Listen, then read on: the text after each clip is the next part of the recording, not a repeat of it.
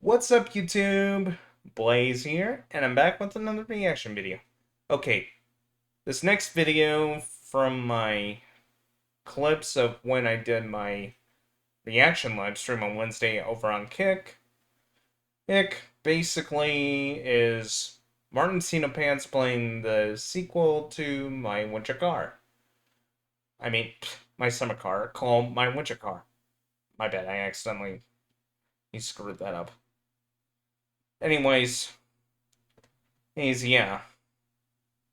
So basically, he's going back to Finland, and during one of the worst times you can be going back in Finland, which is winter.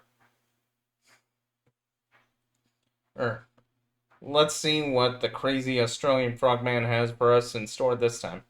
If you guys are ready, I know I am. Let's go!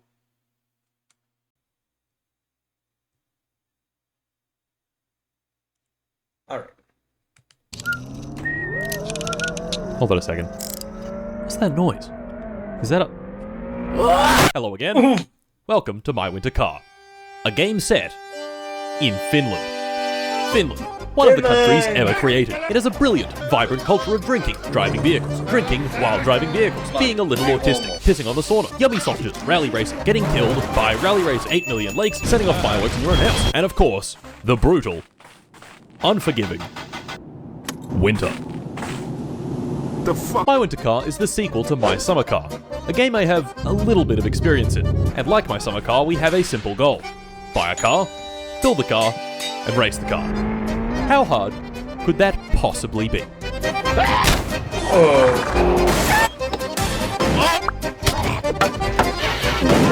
So, let us begin. Let us begin! 1999, Finland, Perijärvi, apartment number 6, Monday, 9 AM, attempt 1. Okay, for those who don't know, in terms of the timeline, My Winter Car took place 4 years after My Summer Car. This is where I found myself a few weeks ago, when I launched My Winter Car, named myself the incredible, illustrious Glorbo Florbo, turned on permadeath, and began. Immediately I noticed I had not started at my parents' house in the middle of the lake, but in the apartment in town. Clearly, this was my apartment, with beer bottles strewn all over the floor and a few subtle urine puddles that really elevate the feng shui of the living space. For this run, all I wanted was to get the car running. This car, the Corus Revette. So how do we do that? Well, a good start would probably be finding the car. But the car wasn't over here, or over here, and it definitely wasn't in here. What the fuck? I couldn't find the Revette, but I could find the Sorbet. Okay. My humble daily driver, and kinda, a little bit, sucks giant donkey ball. After scraping all the ice off the windows, I started her up and began exploring when I came across Timo's Pub. Timo's Pub! Timo! In My Summer Car, Timo's was our primary source of food and supplies. And Timo. But, in My Winter Car, his store has been put out of business by a new player in town. About 100 meters down the road, a 24-hour service station, Pisk. Okay. Yo! Wow. Pisk has quite the vibe. Calm music, a big seating area, kids' play equipment with just a little bit of piss on it. Oh yeah, a couple of attendants, one bad day away from ending it all, and brother. this. Arknights Enfield! That's right, fuckers, Ad this video is time. sponsored by Arknights Enfield, the brand new hit real-time strategy RPG with factory building? Oh, hell yeah! You play as the Administrator, the Engineer, so to speak, tasked with building a foothold for humanity on Talos 2. And by that, I mean destroy, kill, and plunder with impunity. Okay, it's pretty much, for those who don't know, I know I said this twice now. Pretty much what it is Factorio and Satisfactory combined with anime characters. What's not to love? Look at these high-level enemies. They're too strong for me to fight them normally, but I can fight them. With current, play as one of 24 unique operators, sure to activate your neurons. Sorry, did I just say play as one? I meant play as 4 operators at the same time. Wow, I just barely defeated this boss with my weak, wimp-ass gear. But now, I have a new resource, which means a new production line, which means new upgrades and new gear. And now, I can do this. I was lucky enough to play this game for several days before it came out in these 2 videos on my second channel. And it was actually really fun. Like, for real. I got lucky and pulled this 6-star operator, struggled immensely against this boss. A triangle. I stretched my industrial empire far and wide, and even snuck into the Port Kembla blast furnace in Wollongong, where I got trapped in the coal coking machine. I'm Coke. The combat is pretty challenging, the factory building is delicious, and the story is multifaceted. So what are you waiting for? World Bonobo Day? Use my link in the description and download Arcanight's Enfield now for free. Available on PlayStation 5, PC, and mobile. Anyway. Pisk, calm music, lots of seats, play echoing with piss on it, and this. A little note with a phone number to buy the Chorus Revette. And gambling. Back home, I gave that number a call, and the guy picked up, telling me to come grab the car at his house. Very exciting stuff. So I ran back outside, which was now dark. Shit. Navigating in the dark would probably be a bad idea, because, you know, it's dark. Yeah. So I tried sleeping through the night, which didn't work because the night is about 18 hours long. Yeah. From what I understand, Finland, when it gets nighttime there, occasionally it has times where it's pretty much like Alaska. Other times dark for so long you kind of confuse it for like winter solstice. Shit. This was also when I noticed a new, interesting bar in the top left. Problem is simple. If I have beer, no problem. But if I have no beer, problem. So a quick trip to Pisk and a couple of cases of beer later, my problem was solved. But beer makes you piss. So I started uncontrollably pissing all over the floor when I accidentally pissed in the electrical box. Yup, that's and fucking died. Ah, jeez. And with that, Glorbo Florbo had survived for one singular day. Damn. Attempt 2. Named Damn, myself Martin. the Piss Note, pissed on the TV and electrocuted my dickhole. Attempt 3. Named myself Kim Il-sung and gathered some important data pertaining to fireworks and their specific thrust. And attempt 4. Named myself stripped down, stark naked, meandering off into the endless icy abyss, And never died to be again. seen again.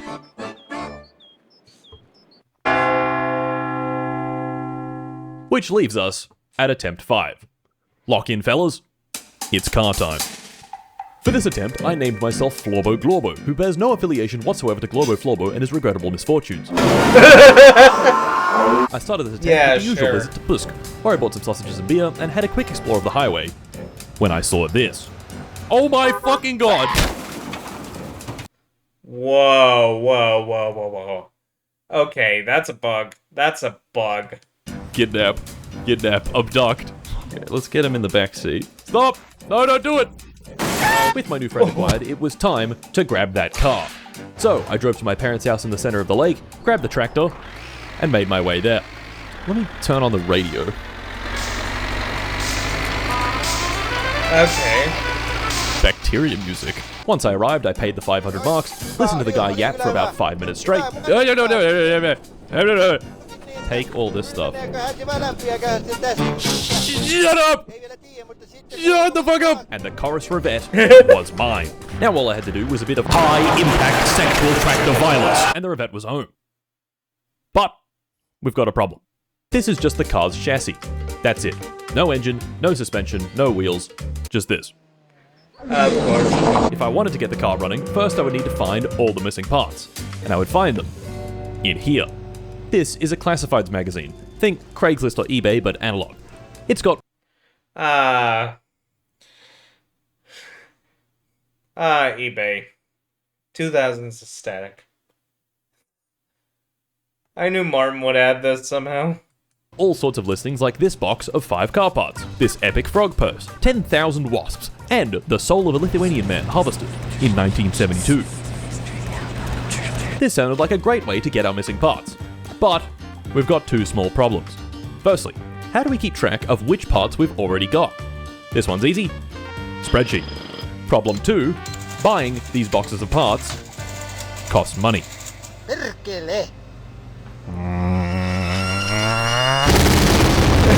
This gave us a new goal. Money. Yeah. So how do we make money in My Winter Car? Well, we do tasks for people, and they pay us. My first money-making endeavor was becoming a mailman and delivering ads. Every few days, I'd receive a stack of ads, selling everything from sausages and beer, all the way up to foot jobs. Which I just made up then, they do not sell that. I'd then neatly place those ads in a mailbox, and at the end of the week collect an absolutely horrendous 136 marks. My second money-making endeavor was becoming the world's shittest taxi driver. The job works like this. Once a customer calls, I turn on the meter, speed over to them, pick up the customer, drive at a comfortable pace, turn off the meter, and collect their payment. More interesting than delivering ads, but it also suffered from one little issue. The pay sucked mega donkey ass. So, why am I not surprised? let's try something a bit more profitable. I know, homebrewed illegal moonshine. Add 1 yeast, 6 Oh. No. This is gonna go bad. I can just tell. I can just tell. sugar and a bunch of water to this bucket. Seal up the lid and wait several days until it stops going like... This is Kill You. Spelled like this. In my summer car, we sold enormous volumes of Kill You to this guy. And nothing bad happened afterwards. In my winter car, he's moved in next door, which is even more convenient for my moonshining. What isn't so convenient is sometimes, at a crisp 3 AM, he wakes the neighborhood up with his earth-shatteringly loud finish. Oh my god! What is also not so convenient is this. He wants me to drink some of the Kill You before he'll buy more. Now, I am a bit of a casual alcoholic, but this man is a ranked, competitive alcoholic. So about 4 bottles. Oof. Okay, I can't tell if he was being serious or if somehow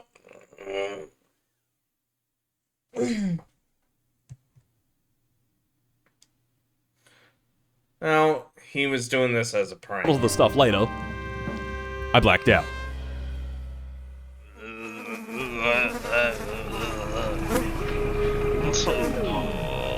Maybe we should try something else.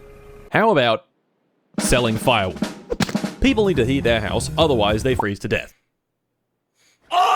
Most people happen to think that this is a bad thing, so they're willing to pay quite a lot to have this not happen. In my summer car, this job was decent, but very tedious because every single log had to be manually cut and manually thrown into the trailer. My winter car does away with much of this tedium with this, the log splitter. Back the tractor up to it, attach the drive shaft, crank up the throttle, and feed the hungry machine some tasty logs. Mmm, yummy! About 5 minutes later, the trailer was filled, so I reattached the tractor, made my delivery, and bam, 3,200 bucks.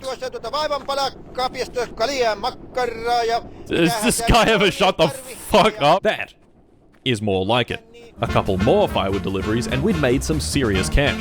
Enough cash to call up some more numbers in the classifieds and take a whole bunch more part deliveries. Slowly but surely, the spreadsheet was filling out. But we had a new problem.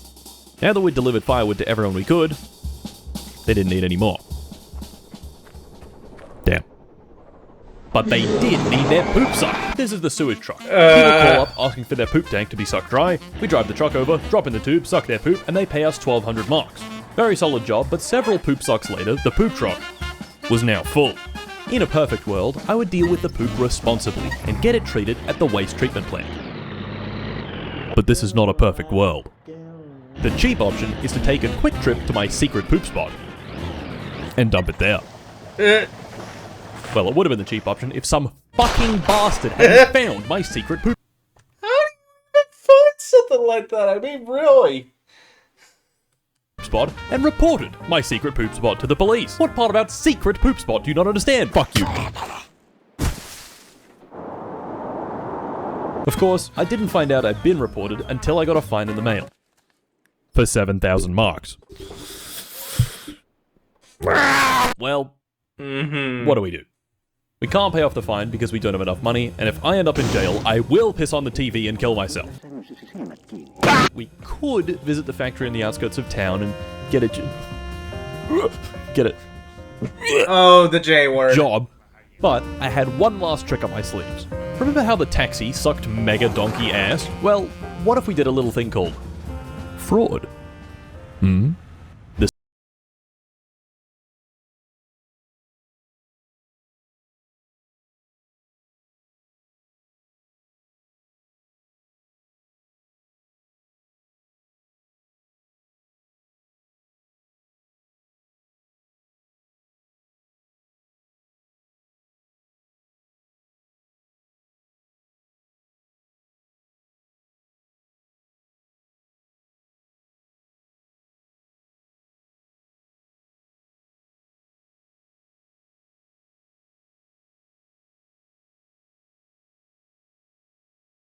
And he just hands it to me.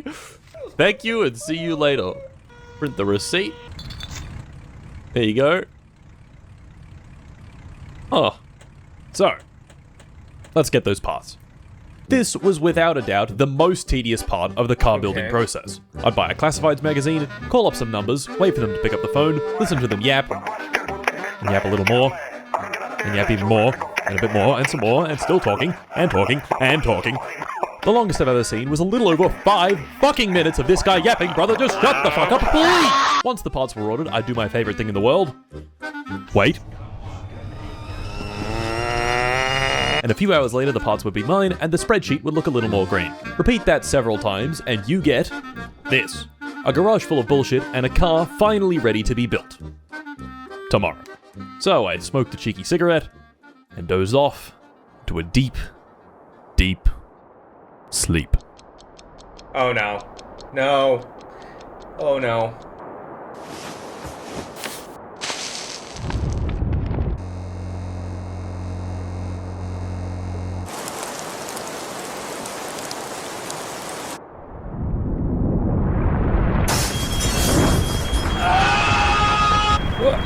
What? My fucking house is on fire. What happened? What? Okay, this is why you never. This is why you need to put out the cigarette before you go to bed. Not that I would encourage smoking in your own house, because that smell is impossible to get out. No! Fuck! Oh man. Fuck!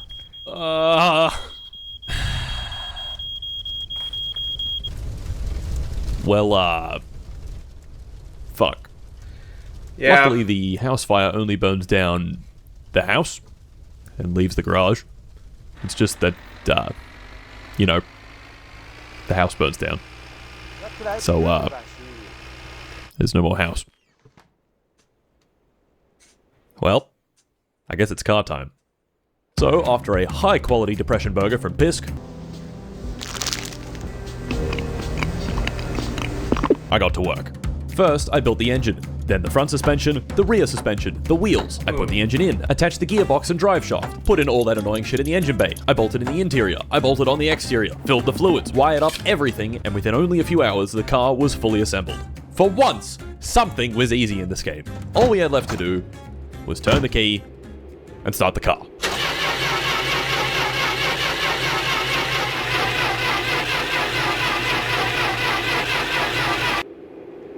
Oh, fuck.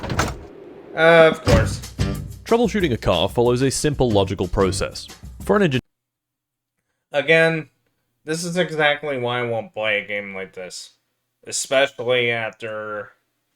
or my attempt at playing Car Mechanic Simulator. To work, it needs 3 things. Air, fuel, and spark. If we're missing one, it's not going to work. Let's start with fuel. Fuel comes from the fuel tank, into the fuel pump, into the carburetor, gets mixed with air and ignited in the cylinders. The fuel pump was fine, the carburetor was fine, the rockers and pistons were fine, even the exhaust was fine. But then, I noticed something. This is the camshaft. It has these little lobes on it that control when the engine's valves open and close. And this is the crankshaft. It's the part that turns the up and down of the pistons into round and round. If the crankshaft and camshaft aren't aligned properly, then we could be opening a valve while the piston is in the way. So how do we know if they're aligned? This little notch on the crankshaft gear needs to be here, and this little arrow on the camshaft gear needs to be here. So I realigned everything, tried starting the car again, and it didn't work. Okay. Spark. Putting the key in the ignition completes the following circuit. Electrical energy, depicted here in the form of gnomes, comes from the battery. The gnomes travel into the ignition coil where the battery's 12 volts is up to several thousand volts. You can think of this as launching the gnomes at high speed. These high-speed gnomes are then sent to the distributor, which controls when the spark plugs generate their sparks. Once the time is right, the high-speed gnomes are allowed to pass through the distributor into one of the spark plugs. Because they're going so fast, they can jump this air gap where they create a hot plasma that ignites the fuel and air mixture. Of course, none of this works if our little electricity gnomes aren't going fast enough. And this is when I found that the ignition coil wasn't wired up. With that fixed, I was confident that this time it would work. And of course, it did not. Alright, air. Air comes in through the air filter, gets mixed with fuel in the carburetor, and that mix is sucked into the engine and combusted. When you step on the gas in a car, what that's doing is opening this butterfly valve called the throttle. This allows more air to come in, and it's the carburetor's job to spray in the right amount of fuel to make sure it's using all that air. If we have too much fuel, we call the mixture rich, and if we have too much air, we call the mixture lean. Okay. This was where I remembered something very important. This game is not my summer car. It's my winter car, and winter is cold. Cold fuel doesn't vaporize very well, and we need it to vaporize for the combustion to work properly.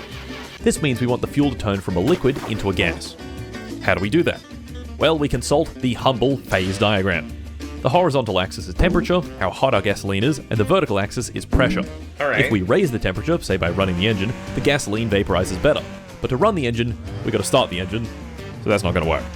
The other way to vaporize it better is to lower the pressure, and that's where this valve in the carburetor comes in, the choke. Think about what's happening when one of our pistons is going down with the intake valve open.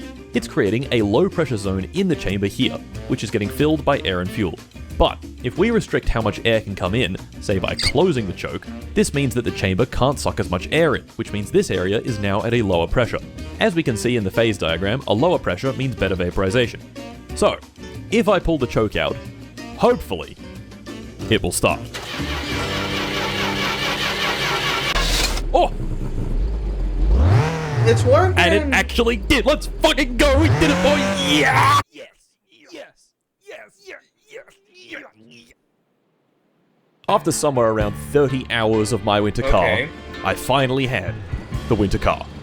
Once I threw some sandbags in the back for extra grip, I gave it a proper shakedown, taking it down the ice road at an absolutely incredible 100 k's an hour. Yeah, okay, it's slow, but it works. In deep snow, it was especially good. The Sorbet could only do about 40 k's an hour, while the Revette could do a staggering 60 k's an hour. Ooh. On the highway, it wasn't particularly impressive, but it did complete a lap. We had done it. The goal had been reached. We had bought a car, found all of its parts, assembled it, and against all odds, it actually worked. Yes! So I started heading back home, again over the ice, when it all came apart. Oh no. Oh fuck. Yeah. That's true. Turn off. Damn.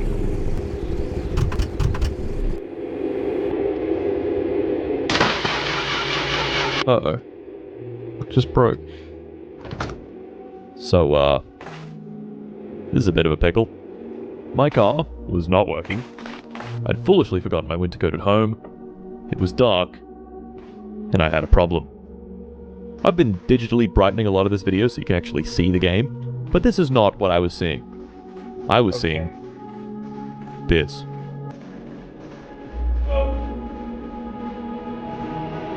Oh. Okay. But the cold didn't get me. No. It wasn't the cold. It was no beer.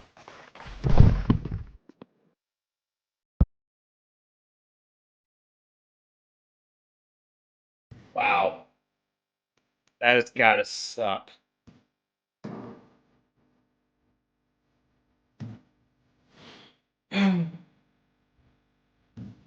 R.I.P. Florban Garble. Well, that's it for today's video. Honestly, that had to be one of the worst. worst endings possible just to supposedly die from dehydration instead of hypothermia. But then again, I think hypothermia takes longer. Then again, when you pretty much have your car broke down in the middle of nowhere, it's dark outside, and you have no way of getting back with no winter clothes on, I suppose, yeah, best thing you can do is give up. I hope Martin continues it as a series, but I doubt he's gonna go as far as he did, like with my summer car, although I don't know for certain. Anyways, that's it for me. If you liked today's video, please leave a like, drop a comment down below. Also, please feel free to hit the subscribe button and hit the bell icon to get notified on when I post new videos or when I go live. You can catch me on social media. I'll leave all my links along with the original video in the description below. Oh, you can if you want to join me on a live stream, whether it's for gaming or for when I do my reaction streams, head over to kit.com/blazingkitsandavtuber, and if you don't have a Kick account, you can sign up for free. Until next time, see you guys later.